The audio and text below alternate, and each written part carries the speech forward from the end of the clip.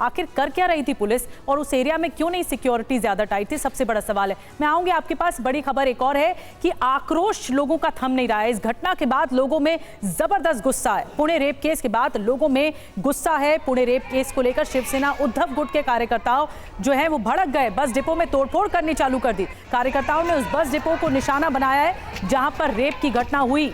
इस मामले में कार्रवाई भी की गई है। डिपो के 23 सिक्योरिटी गार्ड जो तैनात थे सबको निलंबित कर दिया गया।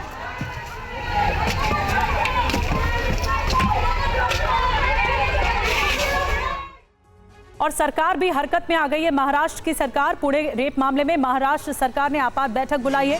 यात्रियों की सुरक्षा को लेकर आज आपात बैठक होगी, इमरजेंसी मीटिंग होगी। इसके अलावा महिला सुरक्षा को लेकर भी एक बड़ा मुद्दा है जो कि इस बैठक का विषय है। आज दोपहर 12:30 बजे, अब से कुछ ही देर में बताया जा रहा है, ये बैठक होने वाली है, ये मीटिंग होने वाली है। महाराष्ट्र सरकार में भी एक तरह से हलचल तेज हो गई है इस केस के आने के बाद। अब सबसे बड़ा सवाल है कि आरोपी कब पकड़ा जाएगा। पुणे रेप केस पर महाराष्ट्र की राजनीति भी गर्मा गई है। जी हां, विपक्ष भी आग बबूला है। सीएम देवेंद्र फडणवीस के इस्तीफे की मांग कर रहा है इस घटना के बाद। जब बदलापुर में ये पूरा किस्सा हुआ था तो बदलापुर को लेकर हमने सभी बच्चों के साथ जघन्य अपराध स्कूल में हुआ था, हमने सबने मिलकर ये मांग की थी कि जो शक्ति कानून है उसको लागू करना चाहिए जो राष्ट्रपति जी के पास है। अभी भी आरोपी जो पकड़े नहीं गए तो ये सरकार की लापरवाही पूरे तौर पर इस प्रकरण के माध्यम से ये सामने आई हुई है और लॉ एंड ऑर्डर की पूरी स्थिति बिगड़ चुकी है। पुणे में एक घाशीराम कोतवाल एक किरदार था, आज वही घाशीराम कोतवाल किरदार महाराष्ट्र के गृह विभाग को चला रहा है। ये सारा सच जो है इस माध्यम से महाराष्ट्र की जनता के सामने आया। हमारे सहयोगी जयप्रकाश सिंह हमारे साथ लगातार बने हो। जयप्रकाश, देखिए विपक्ष आवाज उठा रहा है इस बात के लिए, मुखर तौर पर ये सामने रख रहा है बात कि इतने हलचल वाले इलाके में कैसे कोई आसानी से इतने बड़े जघन्य अपराध को अंजाम दे सकता है।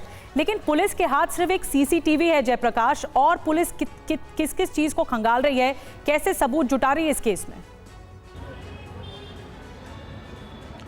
देखिए, पुणे पुलिस के पास एक सीसीटीवी तो है, लेकिन इसके अलावा करीब 15 से 20 सीसीटीवी पुणे पुलिस ने और खंगाला है। जिस रास्ते से स्वारगेट जो बस डिपो है वहां से 3 रास्ते बाहर जाने के हैं। एक रेलवे स्टेशन की तरफ रास्ता जाता है, एक पुलिस स्टेशन की तरफ रास्ता जाता है, हिंजेवाड़ी की तरफ एक रास्ता जाता है। तो तीनों रास्ते के जितने भी सीसीटीवी हैं उसको पुलिस ने एक्सेस कर लिया है। आरोपी कहां से निकला है, किस रूट से किस तरफ गया है, वो सभी सीसीटीवी के आधार पर और ह्यूमन इंटेलिजेंस के आधार पर जो है पुणे पुलिस आरोपी की तलाश में जुटी है। आरोपी को पकड़ना बहुत ज़रूरी है। कल महाराष्ट्र के उप मुख्यमंत्री एकनाथ शिंदे ने खुद पुणे के पुलिस कमिश्नर से बात की और ये कहा कि आरोपी को पकड़ने के बाद फास्ट ट्रैक कोर्ट में इस पूरे मामले को चलाया जाए, क्योंकि मामला बहुत ही संगीन, बहुत ही गंभीर है और सुरक्षा से जुड़ा हुआ मामला है। परिवहन मंत्रालय जो महाराष्ट्र का ट्रांसपोर्ट मंत्रालय है वो इस मामले में एक बहुत ही अहम बैठक मंत्रालय में कर रहा है। ये बैठक अभी थोड़ी देर में शुरू हो जाएगी, जिसमें परिवहन मंत्री प्रताप सरनाईक के साथ जितने भी आला अधिकारी हैं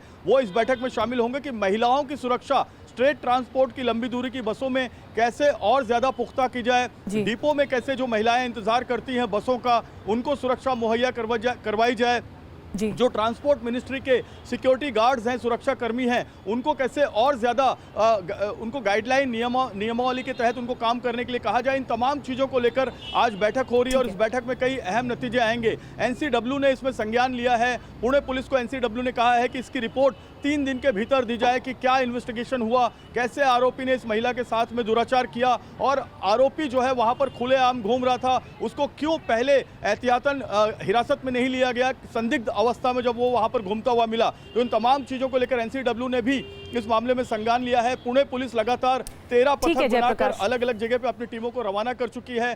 साइबर सेल की मदद ली जा रही है इसमें। ठीक है, बड़ी बात है, साइबर सेल की मदद ली जा रही है, सभी चीजों को सिंक्रोनाइज किया जा रहा है।